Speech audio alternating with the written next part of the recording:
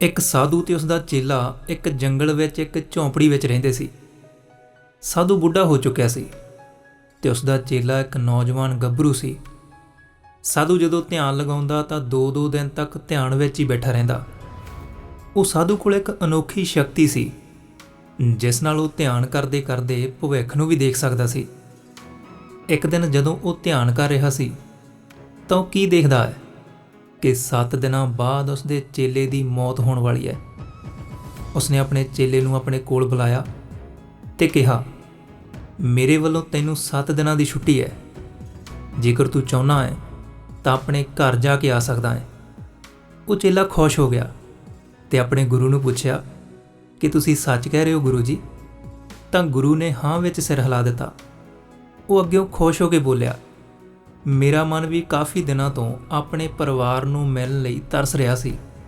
ਗੁਰੂ ਨੇ ਕਿਹਾ ਕਿ ਠੀਕ ਹੈ, ਤੂੰ ਹੁਣੇ ਚਲੇ ਜਾ, ਪਰ ਯਾਦ ਰੱਖੀ ਅੱਜ ਤੋਂ 8ਵੇਂ ਦਿਨ ਸ਼ਾਮ ਤੱਕ ਵਾਪਸ ਜ਼ਰੂਰ ਆ ਜਾਵੀਂ। ਚੇਲੇ ਨੇ ਵਚਨ ਦਿੱਤਾ, ਠੀਕ ਹੈ ਗੁਰੂ ਜੀ, ਮੈਂ ਪਹੁੰਚ ਜਾਵਾਂਗਾ, ਪਰ ਤੁਸੀਂ ਆਪਣਾ ਖਿਆਲ ਰੱਖਿਓ। ਤੁਸੀਂ ਹੁਣ ਬੁੱਢੇ ਹੋ ਗਏ ਹੋ, ਇਸ ਲਈ ਜੇ ਆਸ਼ਰਮ ਦਾ ਕੋਈ ਵੀ ਕੰਮ ਹੋਵੇ ਤਾਂ ਉਸ ਨੂੰ ਮੇਰੇ ਲਈ ਛੱਡ ਦਿਓ। ਮੈਂ ਵਾਪਸ ਆ ਕੇ ਉਹ ਕੰਮ ਕਰ ਦੇਵਾਂਗਾ। ਇੰਨਾ ਕਹਿ ਕੇ ਗੁਰੂ ਦਾ ਆਸ਼ੀਰਵਾਦ ਲੈ ਕੇ ਉਹ ਪਹਾੜੀ ਤੋਂ ਥੱਲੇ ਉਤਰ ਗਿਆ, ਬਿਨਾਂ ਇਹ ਦੇਖੇ ਕਿ ਗੁਰੂ ਦੀਆਂ ਅੱਖਾਂ ਵਿੱਚ ਆਪਣੇ ਚੇਲੇ ਨੂੰ ਗੁਆ ਦੇਣ ਦਾ ਦਰਦ ਸੀ। ਉਸਦੇ ਪਿੰਡ ਦੇ ਰਾਹ ਵਿੱਚ ਇੱਕ ਨਦੀ ਆਉਂਦੀ ਸੀ। ਉਸ ਨਦੀ ਦੇ ਕਿਨਾਰੇ 'ਤੇ ਕੀੜੀਆਂ ਦਾ ਇੱਕ ਭੌਣ ਸੀ ਜਿੱਥੇ ਲੱਖਾਂ ਹੀ ਕੀੜੀਆਂ ਸੀ ਤੇ ਉਹਨਾਂ ਵਿੱਚੋਂ ਕੁਝ ਕੀੜੀਆਂ ਆਪਣੀ ਖੁੱਡ ਵਿੱਚ ਜਾ ਰਹੀਆਂ ਸੀ ਤੇ ਕੁਝ ਬਾਹਰ ਆ ਰਹੀਆਂ ਸੀ, ਜਿਸ ਕਰਕੇ ਉਹ ਕੀੜੀਆਂ ਆਪਸ ਵਿੱਚ ਟਕਰਾ ਜਾਂਦੀਆਂ ਤੇ ਫਿਰ ਆਪਣਾ ਰਸਤਾ ਬਦਲ ਲੈਂਦੀਆਂ। ਇਹ ਸਭ ਦੇਖ ਕੇ ਉਸ ਨੌਜਵਾਨ ਨੂੰ ਬੜਾ ਸਕੂਨ ਆ ਰਿਹਾ ਸੀ। ਉਹ ਕੁਝ ਦੇਰ ਤੱਕ ਉੱਥੇ ਹੀ ਖੜਾ ਹੋ ਕੇ ਕੀੜੀਆਂ ਦੇ ਉਸ ਭੌਣ ਨੂੰ ਦੇਖਦਾ ਰਿਹਾ। ਫਿਰ ਉਸ ਦਾ ਧਿਆਨ ਅਚਾਨਕ ਨਦੀ ਵੱਲ ਗਿਆ। ਉਹ ਕੀ ਦੇਖਦਾ ਹੈ ਕਿ ਉਸ ਨਦੀ ਦਾ ਪਾਣੀ ਹੌਲੀ-ਹੌਲੀ ਵਧ ਰਿਹਾ ਸੀ, ਜਿਸ ਨਾਲ ਉਸ ਨਦੀ ਦੇ ਪਾਣੀ ਦੀਆਂ ਛੱਲਾਂ ਕੀੜੀਆਂ ਦੇ ਉਸ ਘਰ ਤੱਕ ਪਹੁੰਚ ਸਕਦੀਆਂ ਸੀ, ਜਿਸ ਨਾਲ ਹੋ ਸਕਦਾ ਸੀ ਕਿ ਲੱਖਾਂ ਕੀੜੀਆਂ ਬਿਨਾਂ ਵਜ੍ਹਾ ਹੀ ਮਾਰੀਆਂ ਜਾਣ। ਇਹ ਸੋਚ ਕੇ ਉਸਨੇ ਆਪਣੇ ਕੱਪੜੇ ਉਤਾਰੇ ਤੇ ਉਹਨਾਂ ਨੂੰ ਮਿੱਟੀ ਨਾਲ ਭਰ ਕੇ ਕੀੜੀਆਂ ਦੀ ਖੁੱਡ ਦੇ ਆਲੇ-ਦੁਆਲੇ ਇੱਕ ਘੇਰਾ ਜਿਹਾ ਬਣਾ ਦਿੱਤਾ। ਇਸ ਦੇ ਨਾਲ ਹੀ ਉਸਨੇ ਪਾਣੀ ਦੇ ਲੰਘ ਜਾਣ ਲਈ ਮਿੱਟੀ ਪੱਟ ਕੇ ਇੱਕ ਨਾਲੀ ਜਿਹੀ ਵੀ ਬਣਾ ਦਿੱਤੀ ਤਾਂ ਕਿ ਨਦੀ ਦਾ ਪਾਣੀ ਘੁੰਮ ਕੇ ਫਿਰ ਨਦੀ ਵਿੱਚ ਹੀ ਚਲਾ ਜਾਵੇ। ਇਸ ਤੋਂ ਬਾਅਦ ਉਹ ਨਦੀ ਪਾਰ ਕਰਕੇ ਆਪਣੇ ਘਰ ਚਲਿਆ ਗਿਆ। ਘਰ ਪਹੁੰਚਣ ਤੋਂ ਬਾਅਦ 8 ਦਿਨ ਕਦੋਂ ਬੀਤ ਗਏ ਉਸ ਨੂੰ ਪਤਾ ਹੀ ਨਾ ਲੱਗਿਆ। 8ਵੇਂ ਦਿਨ ਉਸ ਨੂੰ ਯਾਦ ਆਇਆ ਕਿ ਅੱਜ ਦੇ ਦਿਨ ਤਾਂ ਗੁਰੂ ਜੀ ਨੇ ਆਸ਼ਰਮ ਵਾਪਸ ਪਹੁੰਚਣ ਲਈ ਕਿਹਾ ਸੀ। ਉਸਨੇ ਰਾਤ ਨੂੰ ਵਾਪਸੀ ਕਰਨ ਲਈ ਸਾਰੀ ਤਿਆਰੀ ਕੀਤੀ ਤੇ ਸਵੇਰ ਹੁੰਦਿਆਂ ਹੀ ਉਹ ਆਸ਼ਰਮ ਲਈ ਚੱਲ ਪਿਆ। ਉਸ ਨੂੰ ਉਮੀਦ ਸੀ ਕਿ ਉਹ ਸ਼ਾਮ ਹੋਣ ਤੋਂ ਪਹਿਲਾਂ ਆਸ਼ਰਮ ਵਾਪਸ ਪਹੁੰਚ ਜਾਵੇਗਾ। ਉਧਰ ਆਸ਼ਰਮ ਵਿੱਚ ਬੈਠਾ ਹੋਇਆ ਉਸਦਾ ਗੁਰੂ ਸੋਚ ਰਿਹਾ ਸੀ ਕਿ ਅੱਜ ਤਾਂ 9ਵਾਂ ਦਿਨ ਹੈ, ਲੱਗਦਾ ਮੇਰਾ ਚੇਲਾ ਇਸ ਦੁਨੀਆ ਨੂੰ ਅਲਵਿਦਾ ਕਹਿ ਗਿਆ ਹੋਵੇਗਾ। ਉਹ ਇਸ ਗੱਲ ਤੋਂ ਵੀ ਕਾਫੀ ਪਰੇਸ਼ਾਨ ਸੀ ਕਿਉਂਕਿ ਉਹ ਆਪਣੇ ਚੇਲੇ ਨੂੰ ਮਰਨ ਤੋਂ ਪਹਿਲਾਂ ਆਖਰੀ ਵਾਰ ਦੇਖ ਵੀ ਨਾ ਸਕਿਆ। ਉਹ ਇਹਨਾਂ ਖਿਆਲਾਂ ਵਿੱਚ ਗੁਆਚਿਆ ਹੋਇਆ ਸੀ ਤਾਂ ਉਸ ਨੂੰ ਅਚਾਨਕ ਦੂਰੋਂ ਇੱਕ ਇਨਸਾਨ ਆਸ਼ਰਮ ਵੱਲ ਆਉਂਦਾ ਦਿਖਾਈ ਦਿੱਤਾ। ਉਸਨੇ ਧਿਆਨ ਨਾਲ ਦੇਖਿਆ ਤਾਂ ਉਹ ਹੈਰਾਨ ਰਹਿ ਗਿਆ। ਇਹ ਤਾਂ ਉਹੀ ਨੌਜਵਾਨ ਸੀ।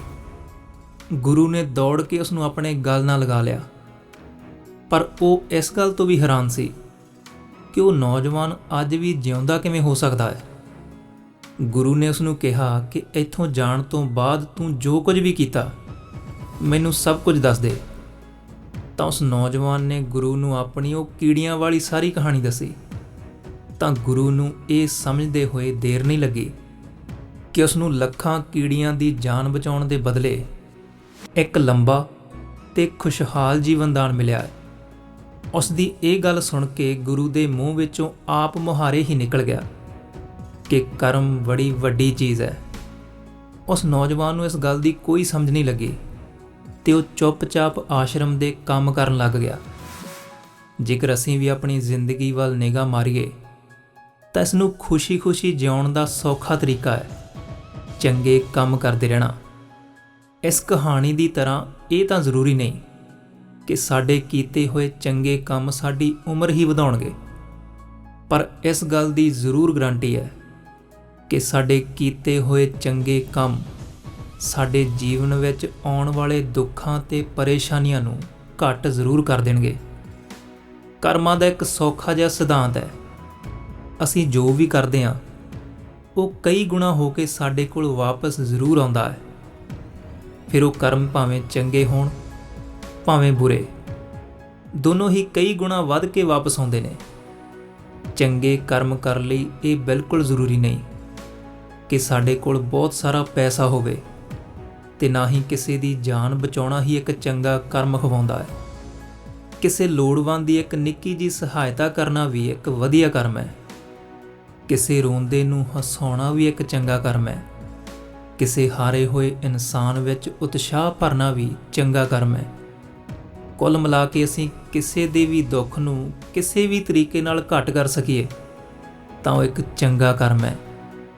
ਇਸ ਲਈ ਆਓ ਆਪਣੀ ਝੋਲੀ ਨੂੰ ਖੁਸ਼ੀਆਂ ਨਾਲ ਭਰਨ ਦੇ ਲਈ ਦੂਜਿਆਂ ਦੇ ਦੁੱਖਾਂ ਨੂੰ ਘੱਟ ਕਰਨ ਦੀ ਕੋਸ਼ਿਸ਼ ਅੱਜ ਤੋਂ ਹੀ ਸ਼ੁਰੂ ਕਰ ਦਈਏ।